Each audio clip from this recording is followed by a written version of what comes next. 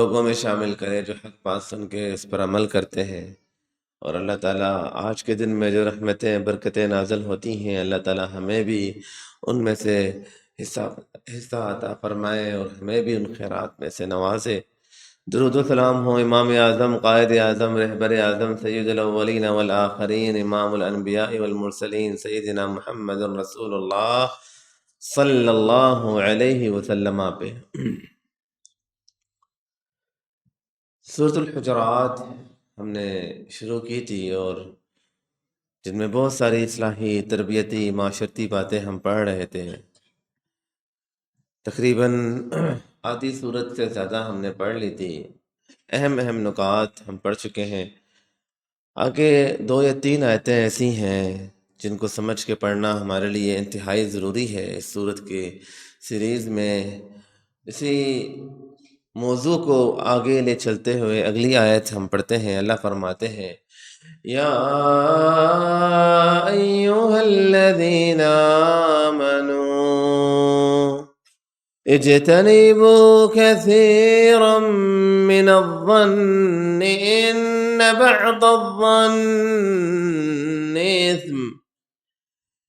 اے وہ لوگوں جو ایمان لاتے ہیں، اے وہ لوگوں جو ایمان لانے کا دعویٰ کرتے ہیں، اے ایمان والو، تم لوگوں کے لیے ایک اور نصیحت ہے۔ پچھلی آیت جو ہم پڑھ چکے ہیں، جو آیتیں، جو نصیحتیں اللہ نے بتائی ہیں، ان میں سے ایک نصیحت کہ تمہارے پاس کوئی فاسق کوئی خبر لے آئے تو اس کی تحقیق کر لو، کہیں تم کسی قوم کو نقصان نہ پہنچا دو جہالت کے بنا پہ، پھر بعد میں تمہیں افسوس ہو۔ پھر اللہ نے دوسری بات بتائی ہے کہ ایمان والوں، مسلمان کا بھائی ہے، اپنے بھائیوں کے درمیان۔ تیسری بات یہ ہے کہ اپنے مسلمان بھائیوں کے درمیان صلح کرو، اختلافات ہوں، لڑائیاں ہوں، ناراضگیاں ہوں، بات ختم کرو، دلوں میں باتیں نہ رکھو۔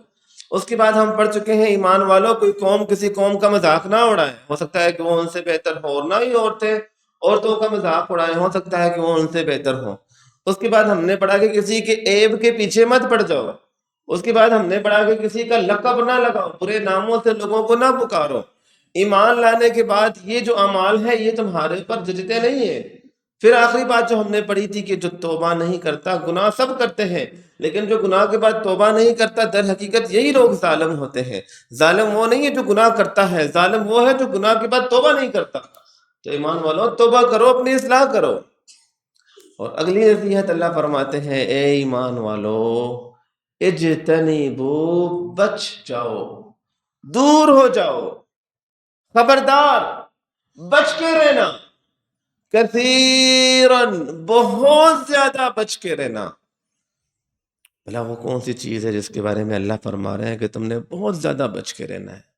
یہ وہ چیز ہے جو بیج ہے، بیج جو اصل میں مغز ہے۔ یہ وہ بیج ہے جس بیج کی وجہ سے پھر یہ بہت بڑے درخت اور بہت بڑے بڑے پودے بن جاتے ہیں۔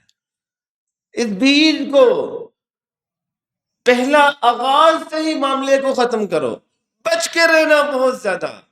کسی سے بچ کے رہنا؟ من الظن، بدگمانی سے بچ کے رہنا۔ ان بعض الظن اثم، بہت ساری بدگمانیاں ایسی ہیں جو کہ گناہ ہیں۔ جو ہم نے پچھلی جو آیتیں پڑھی تھیں، ان آیتوں میں بھی اگر ہم غور کرتے تو کسی مسلمان پر الزام لگا لیا گیا، کسی مسلمان کے بارے میں کہا گیا کہ جی اللہ کے رسول وہ ہمارے پر حملہ کرنے والے ہیں، وہ یہ کر دیں گے، حالانکہ ایسا کچھ بھی نہیں تھا۔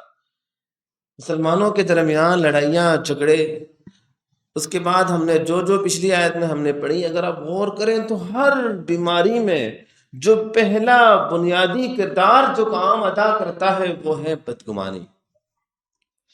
جب میں بدگمان ہوں گا کسی کے بارے میں، تب میں اسے برا بلا کہوں گا۔ جب بدگمانی ہوگی تب میں اسے گالیاں دوں گا۔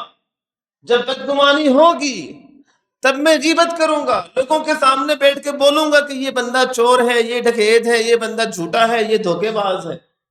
جب بدگمانی ہوگی تو جا کے ہمارے درمیان نفرتیں آئیں گی، ہمارے درمیان بغض اور کینہ کبد آئیں گے۔ تو اللہ نے فرمایا اے لوگوں بدگمانی سے بچ جاؤ، تم بہت سارے برائیوں سے، بہت ساری برائیوں سے بچ جاؤ گے۔ اور یہاں اللہ نے جو الفاظ استعمال کیا، جو انداز استعمال کیا ہے، اے لوگوں بہت زیادہ بدگمانی سے بچو، اس کے دو مطلب ہیں۔ ایک تو مطلب یہ ہے کہ بہت زیادہ بچو، بہت بچنا ہے، تم نے دور رہنا ہے بدگمانی سے۔ اور ایک مطلب یہ ہے کہ حد سے زیادہ بدگمانی کرنے سے بچو، مطلب کہ ہر بات میں بدگمانی ہونا۔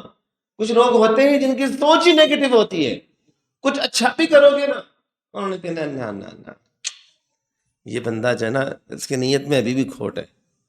کوئی اس کے سامنے اگر نماز بھی پڑھ رہا ہوگا نا تو کہے گا نہیں یہ نماز مجھے دکھانے کے لیے پڑھ رہا ہے، اور میں جانتا ہوں اس بندے کو، یہ ہے ہی ایک نمبر کا منافق انسان ہے، ہو ہی نہیں سکتا کہ یہ نماز پڑھے۔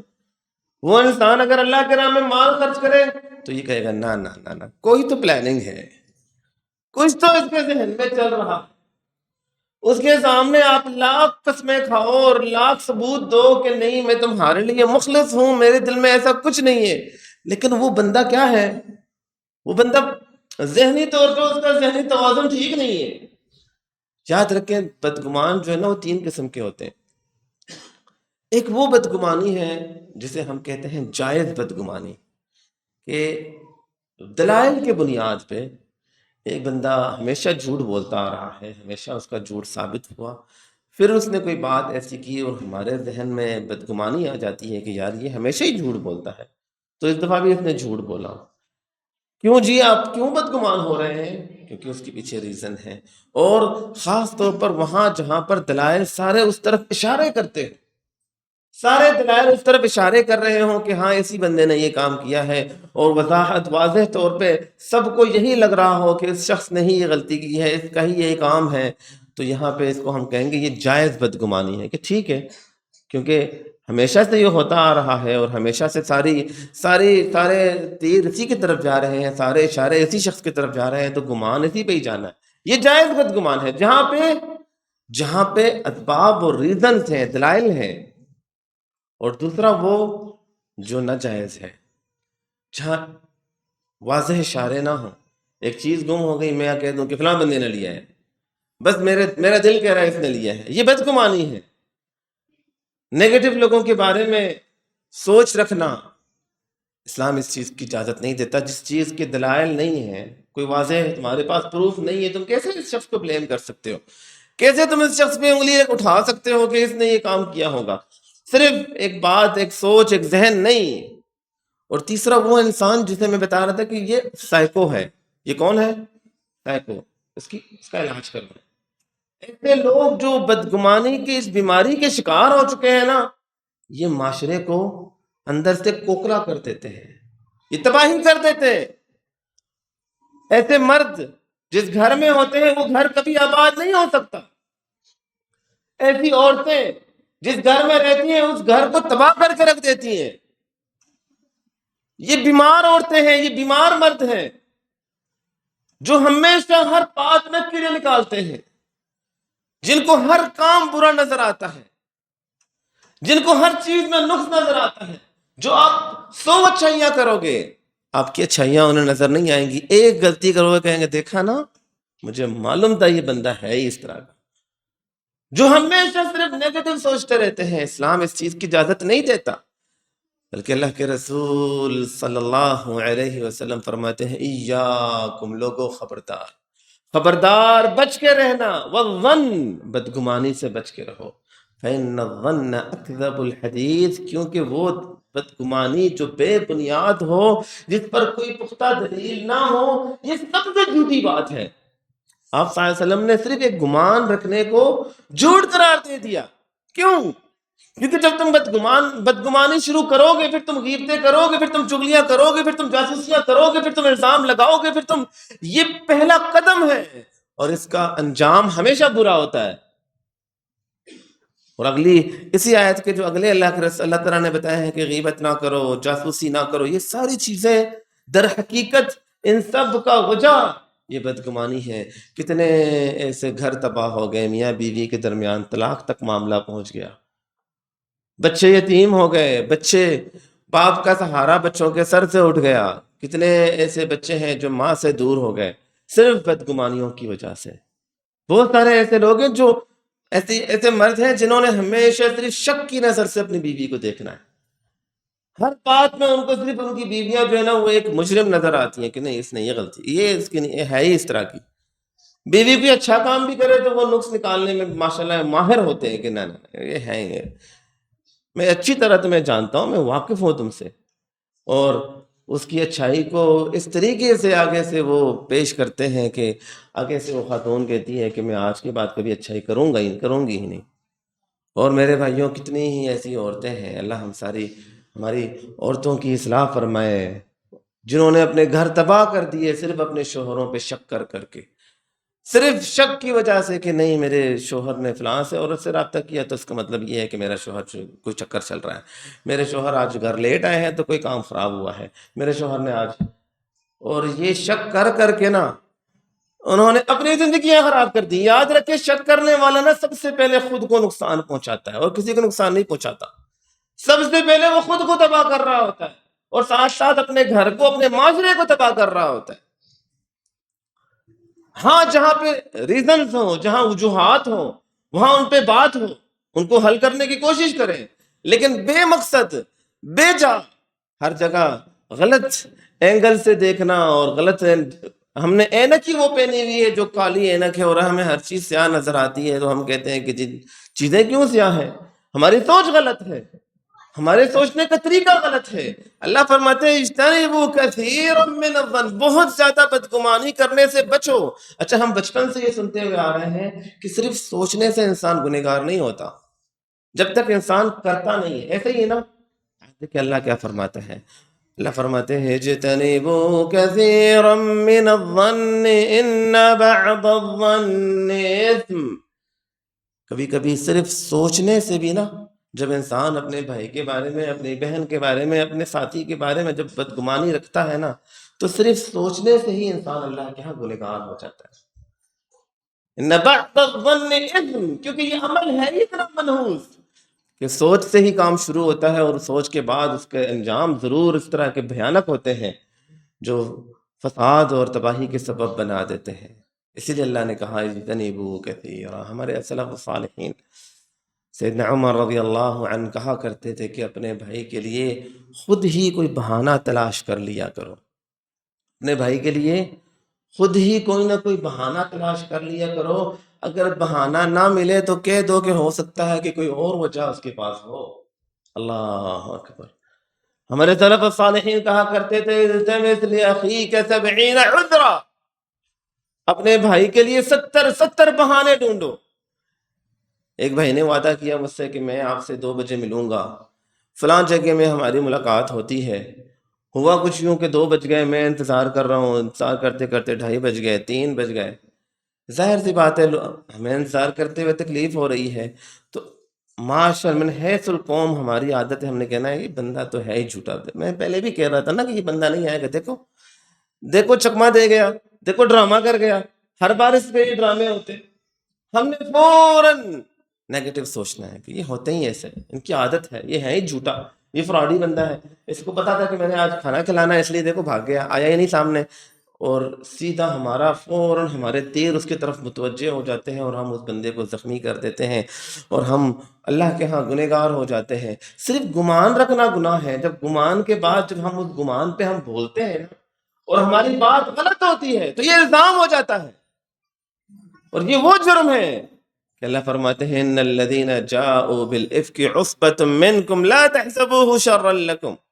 اے لوگوں کسی پر الزام لگانا یہ افک ہے، یہ تہمت ہے، اور الزام لگانا یہ بہت خطرناک جرم ہے کہ کسی پہ ہم الزام لگائیں، بے بنیاد بات ہم اس پہ تھوپ دے کہ اس شخص نے ایسے کیا ہوگا، اس شخص نے ایسے کہا ہوگا. الزام لگانا، یہاں تک کہ اسلام نے اگر کسی عورت کے اوپر الزام لگایا جائے، کسی کے بارے میں غلط الفاظ کہے جائے کہ ہو سکتا ہے اس عورت نے بدکاری کی ہو سکتا ہے اس کے کریکٹر ٹھیک نہ ہو، یہ اتنا خطرناک جرم ہے کہ اسلام نے کہا کہ اس کی معافی نہیں ہے جب تک اس بندے کو کوڑے نہ لگے یا یہ بندے 4 گواہ لائے، چار گواہ پیش کرے جنہوں نے اپنے آنکھوں سے جرم کو ہوتے ہوئے دیکھا ہو، نہیں پیش کر سکتا، پکڑو اس ظالم کو، اس کو کوڑے مارو۔ وَلَا تَقْبَلُوا لَهُمْ شَهَادَةً أَبَدًا، اور اللہ کا فیصلہ یہ ہے کہ اس انسان کی گواہی کبھی قبول نہیں ہوگی، کیونکہ اس نے بے بنیادی بات کیسے کر لی، صرف ایک گمان کے بنیاد پہ، ایک شک کے بنیاد پہ۔ تو صرف شک کے بنیاد پہ آگے جو ہم الفاظ کہتے ہیں نا میرے بھائیوں، کبھی کبھی یہ الفاظ اتنے خطرناک ہوتے ہیں کہ ہم کوڑے کھانے کے قابل بن جاتے ہیں۔ اس لیے انسان کو چاہیے کہ کم سے کم لوگوں پہ الزام لگایا کرے، اپنی زبان کو قابو میں رکھیں۔ یہ زبان تباہ کر دے انسان کو، یہ زبان سارے کام خراب کر دے۔ تو میں بتا رہا تھا کہ الزام لگانا، کسی کے اوپر انگلی اٹھانا، ایک مسلمان کو چاہیے ہمیشہ اپنے بھائی، مسلمان بھائی کے بارے میں پازیٹو سوچا کرے۔ اسلام کا قانون کیا ہے؟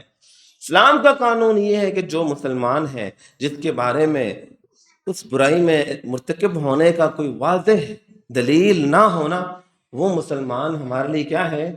بالکل پرفیکٹ ہے۔ میرے پیسے گم ہو گئے نا، اسلام کا قانون یہ ہے کہ میرے سامنے جتنے بندے بیٹھے ہیں نا، یہ سب کے سب ان میں سے کسی نے چوری نہیں کی ہے، کیونکہ یہ سارے کے سارے مسلمان ہیں، ان میں سے کسی نے چوری نہیں کی ہے۔ ہاں، چیک کیا جائے گا، احتیاط کیا جائے گا، دیکھا جائے گا، قانونی کارروائی میں لے سکتا ہوں، کروا سکتا ہوں، لیکن میں کسی کے بارے میں یہ کہہ دوں کہ اس نے چوری کی ہے تو یہ الزام ہو جائے گا اور میں اللہ کے ہاں مجرم بن جاؤں گا، اور ہو سکتا ہے کہ اس چور سے بڑا مجرم میں بن جاؤں گا اللہ کے ہاں، کہ میں ایسے لوگوں پہ الزام لگا رہا ہوں۔ اکثر ہوتا یہ ہے کہ کسی کے ہاں کوئی چیز گم ہو جائے نا تو وہ پورے محلے پہ الزام لگاتا ہے، اس نے بھی چوری کی ہوگی، اس نے نہیں کی، اس نے تو کی ہوگی نا، پکی بات ہے، اس نے تو کی ہوگی نا۔ اسے نہیں پتا ہوتا کہ چوری کرنے والا ایک گناہ لے کے چلا گیا اور میں 100 بندوں پہ الزام لگا کے میں پورے محلے کے گناہ اپنے سر پہ اٹھا رہا ہوں، میں اللہ کے ہاں اس چور سے بڑا مجرم بن گیا ہوں، صرف الزام لگانے کی وجہ سے اور اس بدگمانی کی وجہ سے۔ اسی لیے اللہ کے رسول نے فرمایا ایاکم والظن فإن الظن اکذب الحدیث، اے لوگوں بدگمانی سے بچو، بدگمانی سب سے جھوٹی بات۔ اللہ کا قانون، اللہ فرماتے ہیں لولا اذ سمعتموه ظن المؤمنون والمؤمنات بأنفسهم خيرا وقالوا هذا إفك مبين۔ جب ہماری ماں عائشہ رضی اللہ عنہا پہ جب الزام لگایا گیا تو اللہ نے کہا ہے مسلمانوں ایسے کیوں نہیں ہوا، ایسے کیوں نہیں ہوا؟ جی اللہ جی کیا نہیں ہوا، ایسے کیوں نہیں ہوا؟ ظن المؤمنون والمؤمنات بانفسهم خیرا، کہ مومن مردوں نے، مومن عورتوں نے اپنے بارے میں اچھی سوچ کیوں نہیں رکھی؟ وقالوا هذا افک مبین، اور مسلمانوں نے یہ کیوں نہیں کہا؟ حالانکہ ان کو تو پتہ ہی نہیں تھا، لیکن اللہ نے کہا کہ ان کو یہ کہنا چاہیے تھا کہ یہ سراسر جھوٹ ہے اور یہ ہماری ماں پہ الزام ہے۔